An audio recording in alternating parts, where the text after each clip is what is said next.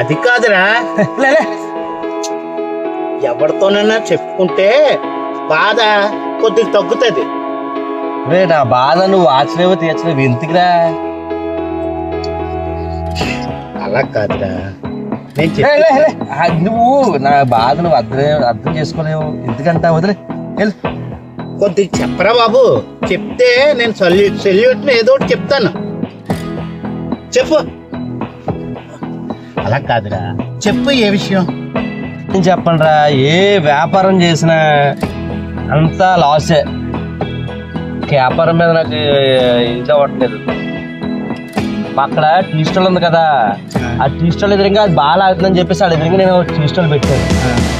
అయినా సరే ఆడ దగ్గరికి వెళ్తారా ఏటో ఏం అర్థం అవుతలేదు రా బాబు. టీ స్టాల్ పెట్టావా? ఆడ ఎదురుకుంటా పెట్టావా? ఒరే, టీ స్టాల్ పెట్టినప్పుడు టీలోని టీ పొడి వేయాలి.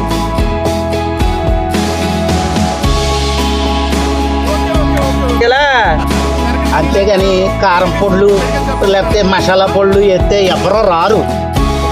అలాగా బిజినెస్ నీకు బాగా తెలిసేటా నీకు? ఎంతకీ టీ వ్యాపారం ఎన్ని రోజులు చేసేవి? ఏంటో అంటే 6 రోజుల నుంచి 6 రోజుల క్రితం పెట్టాను. అది 6 రోజుల నుంచి ఒక్కడ కూడా రాలేదా? ఒక్కడు కావాలంటే ఒక్కడైనా రాలేదు. అంతేందుకు నువ్వు వచ్చావా? ఎందుకులే ఆ గొడవ. తర్వాత ఏం చేసావురా?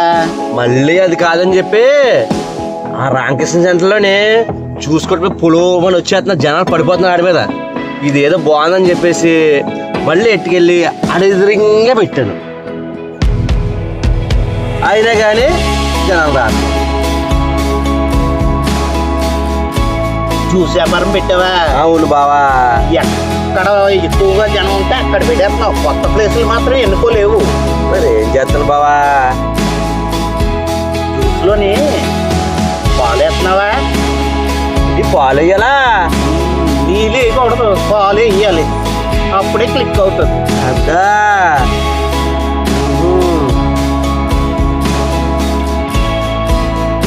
కొత్త కొత్త ఆలోచన రావట్లే బావ నీకు.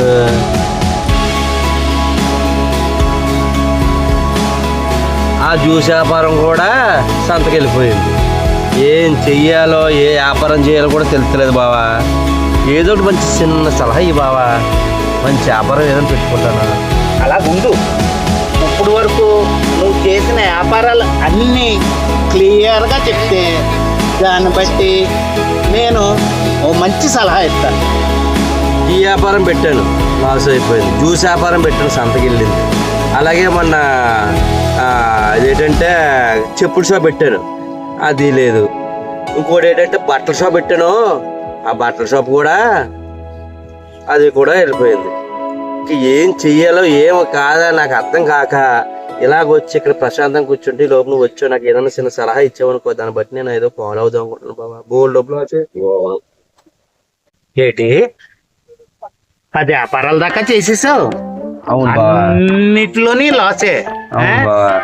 టీ వ్యాపారం పెట్టావు, జ్యూస్ వ్యాపారం పెట్టావు, బట్టలు కొట్టెట్టావు, జోల్ షాప్ పెట్టావు, ఆకుకూరలు అమ్మావు, కాయగూరలు చేసావు. అబ్బబ్బ, దీన్ని బట్టి నీకు ఏ విషయం తెలిసింది? ఏ విషయం ఏంటి, మనం సొంతంగా ఆలోచించిన ఏదైనా పెట్టుకోవాలని ఆలోచన వచ్చింది. పెట్టిన వ్యాపారాలన్నీ కూడా లాస్ అయిపోయినాయి. ఇప్పుడు నుంచి ఏంటంటే నాకు వచ్చిన ఆలోచన ఏంటంటే ఎదుటోడి షాప్ దగ్గర మనం పెడితే వాడు వ్యాపారం క్లిక్ అవుతుంది. అలాగని నేను తెలుసుకుని ఇప్పుడు మంచి వ్యాపారం ఏమన్నా చేయాలని అనుకుంటున్నాను బావా. ఎదుటోడి వ్యాపారం ఆడు ఎలా చేస్తానని కాదు, మనం ఏదైనా మంచి ప్లేస్ చూసుకుని ఆ ప్లేస్లో పెట్టుకుని ఎదుటోడి కోసం మనం ఆలోచించుకుంటే మన వ్యాపారం మనం చేసుకోవాలని ఆలోచన వచ్చింది బావా. చాలా జ్ఞానోదరా చెప్తా నేను. ఏంటంటే 10 బిజినెస్ల్లో నువ్వు లాస్ అయిపోయావు, అవునా?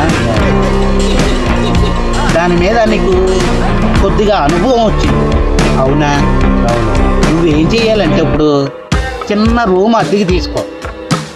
అద్దెకి తీసుకొని మోటివేషన్ క్లాసులు పెట్టు. నువ్వు ఎలా లాస్ అయ్యావో ఎదటోళ్ళు లాస్ అవ్వకుండా మోటివేషన్ క్లాస్ పెట్టు. అప్పుడు నువ్వు సక్సెస్ అవుతావు. మోటివేషన్ క్లాసెస్ అంటే ఏంటి బావా? వ్యాపారాలు చేసావు కదా, అందులో లాస్ అయిపోయావు. లాస్ అయిపోయింది ఎలా లాస్ అయ్యావో చెప్పడానికి ఒక రూమ్ తీసుకొని వ్యాపారంలో లాస్ అయిన వాళ్ళకి మోటివేషన్ అని చిన్న బోర్డెట్టు వస్తారు జనం. వాళ్ళ దగ్గర కొద్దిగా ఫీజు వసూలు చేయి. నీకు పెట్టుబడి ఉండదు, ఏమీ ఉండదు. నువ్వు మాత్రం 6 నెలల లోపల అందరి దృష్టిలోనే పడిపోతావు. అంత బాగుంటుంది బావా?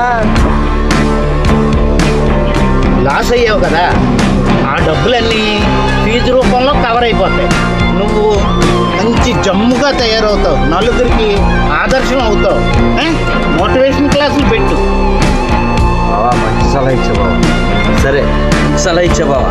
మోటివేషన్ క్లాస్ పెట్టి ఈసారి డబ్బు సంపాదించి ఓపిడికి నిన్నే పిలుస్తాను బాబోయ్. నువ్వు కంపల్సరీ రావాలి బాబోయ్. Wish you all the best. మళ్ళీ కలుద్దాం.